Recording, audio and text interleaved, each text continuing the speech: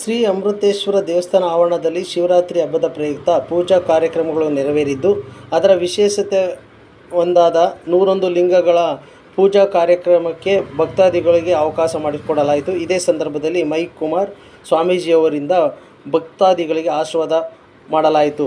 ಸ್ವಾಮೀಜಿಯು ಎಲ್ಲ ಭಕ್ತಾದಿಗಳಿಗೂ ಆಶೀರ್ವದಿಸಿ ದೇವರ ಒಂದು ಸನ್ನಿಧಿಯಲ್ಲಿ ಉಪದೇಶಿಸಿದರು.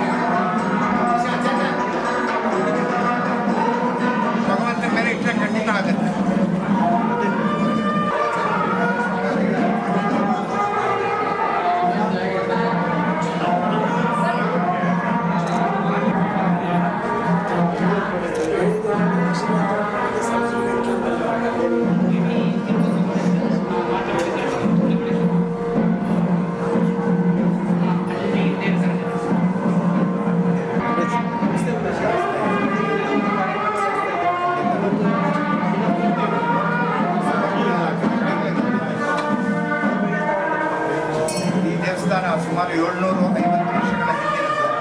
ಈ ದೇವಸ್ಥಾನದಲ್ಲಿ ಶಿವರಾತ್ರಿ ಈ ಥರ ಪ್ರಾರಂಭ ಆಗಿ 50 ವರ್ಷಗಳಾಯಿತು.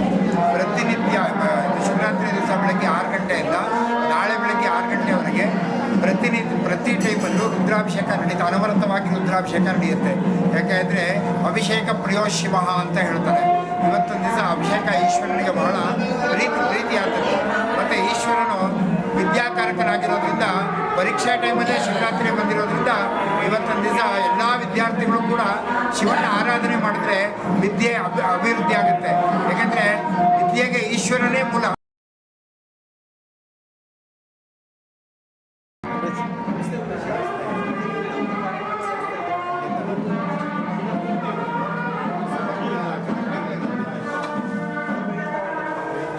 ಈ ದೇವಸ್ಥಾನ ಸುಮಾರು 750 ವರ್ಷಗಳ ಹಿಂದಿನದ್ದು.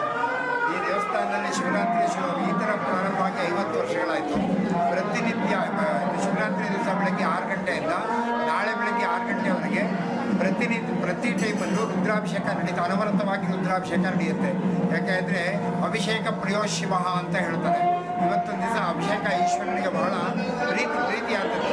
ಮತ್ತು ಈಶ್ವರನು ವಿದ್ಯಾಕಾರಕನಾಗಿರೋದ್ರಿಂದ ಪರೀಕ್ಷಾ ಟೈಮಲ್ಲೇ ಶಿವರಾತ್ರಿ ಬಂದಿರೋದ್ರಿಂದ ಇವತ್ತೊಂದು ದಿವಸ ಎಲ್ಲ ವಿದ್ಯಾರ್ಥಿಗಳು ಕೂಡ ಶಿವನ ಆರಾಧನೆ ಮಾಡಿದ್ರೆ ವಿದ್ಯೆ ಅಭಿವೃದ್ಧಿ ಆಗುತ್ತೆ. ಯಾಕೆಂದರೆ ವಿದ್ಯೆಗೆ ಈಶ್ವರನೇ ಮೂಲ.